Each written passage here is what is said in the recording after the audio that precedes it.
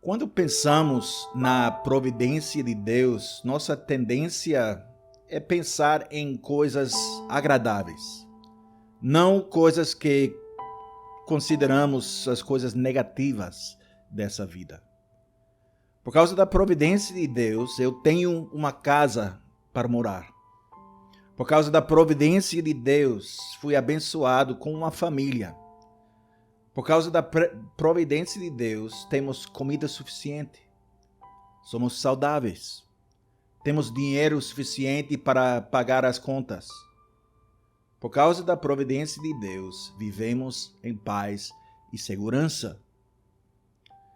Algumas pessoas acreditam que Deus não é responsável pelas coisas ruins que acontecem, seja a nós pessoalmente ou ao mundo em geral.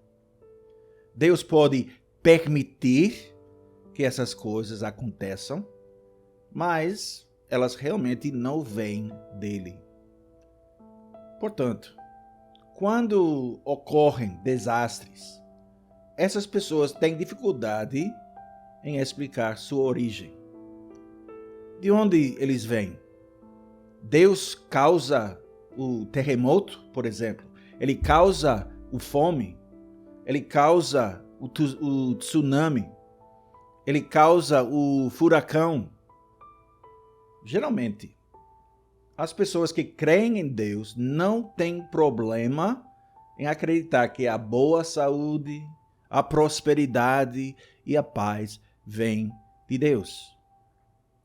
Mas os aspectos negativos da vida e os eventos que não são tão agradáveis para nós experimentarmos. No dia do Senhor 10 do nosso catecismo, confessamos que a providência de Deus é o seu poder. E esse poder é onipotente e onipresente. O que significa que não é limitado de forma alguma. Tudo está sob o controle de Deus. Tudo.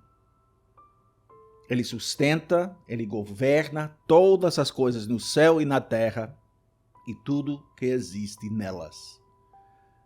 E assim, nós confessamos que ervas e plantas, chuva e seca, abundância e escassez, comida e bebida, saúde e doença, riqueza e pobreza, absolutamente tudo não acontece por acaso.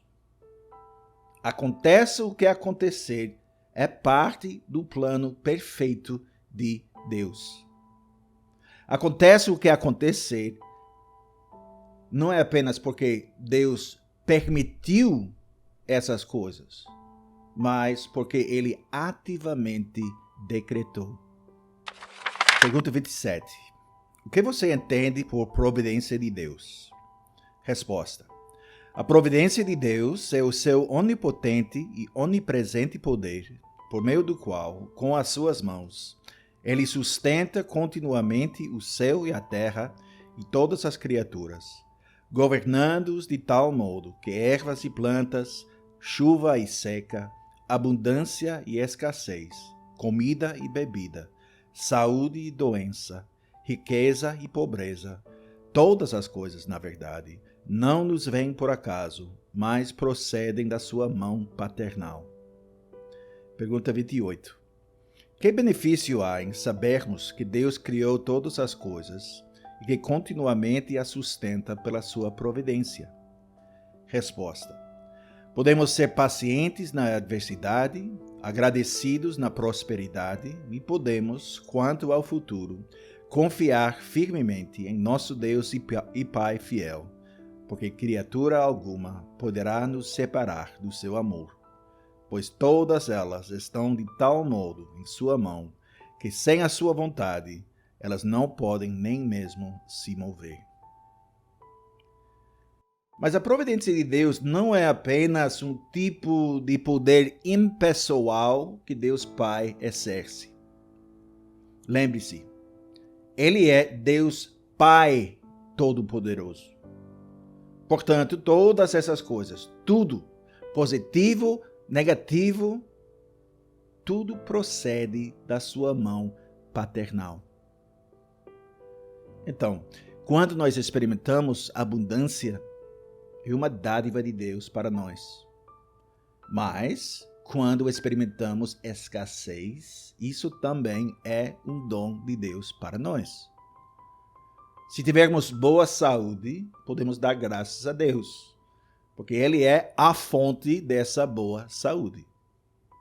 Mas o mesmo é verdade para as doenças.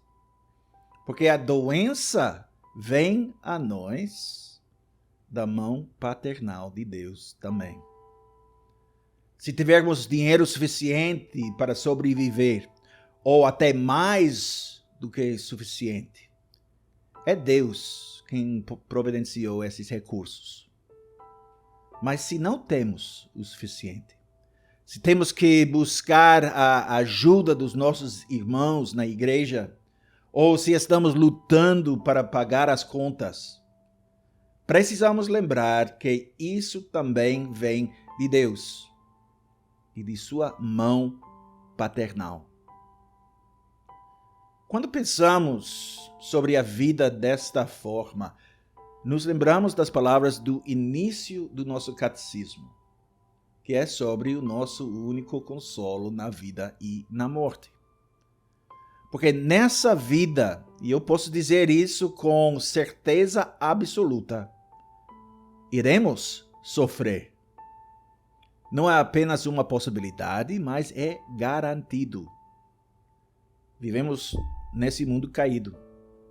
Tudo é impactado negativamente pelo pecado, por nosso próprio pecado, pelos pecados dos outros ao nosso redor e pelos resultados do pecado na criação, que impactou negativamente todas as coisas, todos os aspectos da vida.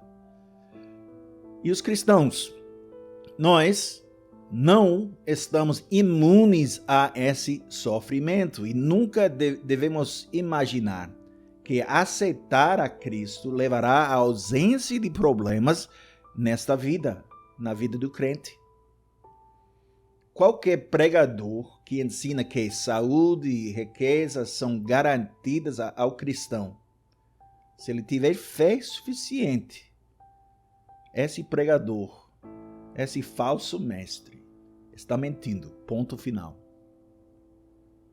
Mas quando sabemos que todas as coisas, positivas ou negativas, vêm para os filhos de Deus, da mão paternal do nosso Deus, podemos receber as bênçãos com gratidão, a gratidão dirigida à fonte dessas bênçãos, que é Deus.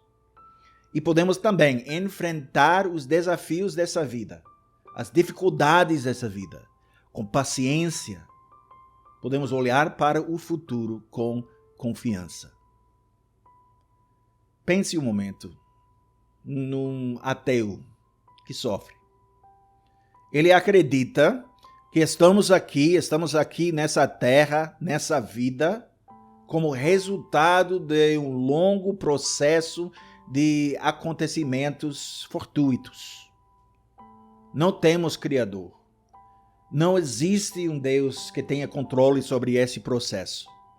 Não há propósito algum para tudo que acontece.